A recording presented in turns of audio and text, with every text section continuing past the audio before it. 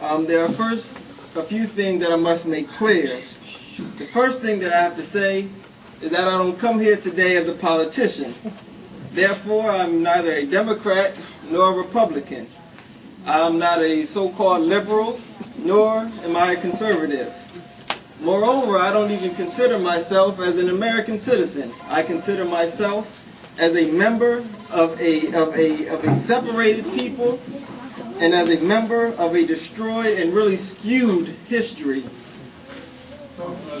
The second thing that I must say is that we must redefine the terms.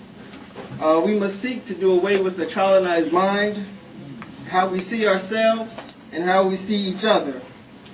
And the final thing that I must say is that politics, economics, and the intercommunal relationship, or the relationship between communities of cultural communities, are all interconnected. Just as you can't live without a functioning brain, heart, and blood vessels, the existence of economics cannot exist. The existence of economics cannot be attained without the proper understanding of politics and the community. A failure to tie all of these things together is a failure to address and understand the problem for how it really is and how to develop the proper solution. Now, even though I won't be able to cover the extensiveness of the political and socio-economic need for cooperative economics and how Americanism seeks to destroy it, I hope to be able to, at the very least, scratch the surface of what cooperative economics really is and how it relates to us as U.S.-born African people. Cooperative economics. What is it? In a really simple term, what is it? What does it mean to have cooperative economics? Well, to be cooperative means to work along with others to achieve a common goal. Economics, in essence, is the ability to produce, to distribute, and to use the resources necessary for life. Therefore, and thus, cooperative economics is the ability of the people to utilize the materials on this earth for the benefit of the people. I'll say it again. Cooperative economics is the ability of the people to utilize the materials on this earth for the benefit of the people. Cooperative economics is actually very simple. For example, I'll give two quick examples. The first example, if I was looking to buy a piece of property, say the property cost $100,000, and I only had, say, $20,000. Well, alone I wouldn't be able to buy that piece of property. However, with a collective union, say 5 people to make everything easy, with a collective union of 5 people, each making $20,000, each with that same goal, the same mindset, and the same objectives, now we can buy that property. Example number 2. Let's assume I had an acre of land. Then let's suppose 4 people came to me one day. Let's say even 4 homeless people came to me one day. But each one of those people had the ability to produce a particular food. They had agricultural knowledge, and they could each produce a particular food. Maybe one person can produce corn, the other can produce peas, maybe another one could produce a variety of fruits. If I'm able to divide up the land into 5 separate pieces, then now the 5 of us can now produce the food we need to survive. We now can produce food, eat the food, and sell whatever that we don't need. That's how simple cooperative economics really is. Again, the ability of the people to produce, or to produce and to utilize the resources on this earth necessary for the benefit of the people.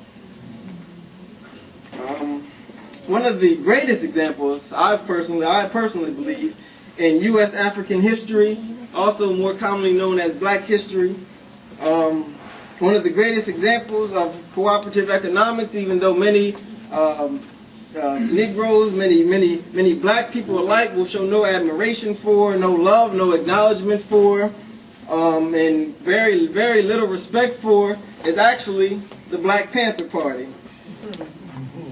And their personified inspiration, Malcolm X. I don't really blame those black people or those Negroes that abstain from speaking on and embracing the Black Panther Party and Malcolm X, because the government, through the counterintelligence program, has done a very efficient job of making black people afraid to praise those men and women who have risked their lives to demonstrate the value and really the substance of cooperative economics. These brothers and sisters really gave their lives for black people. And now here's why I say I hope I really don't offend anyone, but these people, the Black Panthers, have done more for black people than any showcase or any civil rights movement that was led.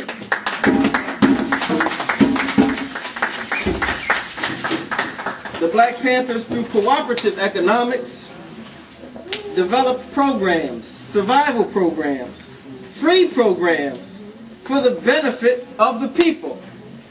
Just to name a few, I'll just name a few of the programs. They had the free breakfast for school children, the People's Free Medical Research Health Clinic, the free clothing program, the free pest control program, the free food program, the free plumbing and maintenance program, the free ambulance program, just to name a few. And all of these programs are needed here today. Now, let's throw the political aspect on top of it, on top of economics. And now it begins to get complicated. If it wasn't complicated already, now it really begins to get complicated. Because now I have to try to keep your attention, your willingness to listen, and I have to try to be able to break this complicated mess into some very simple terms. Capitalism, or American economics, is a system that has developed unprecedented economic growth and financial gain. Unprecedented economic growth and financial gain. Yet, this same system has always depended on the suffering and oppression of colored groups of people, and for our purposes here today and tonight, black people. Top scholars such as Manny Marble, top scholar, emphatically stated that America's quote-unquote democratic government and their quote-unquote free enterprise system are structured deliberately and specifically to maximize black oppression. Capitalist development, or American economics, or American economic development, has occurred not in spite of black exclusion, but because of the brutal exploitation of blacks as workers and as consumers. He is thus arguing through many statistics, many arguments being made in this one book. But he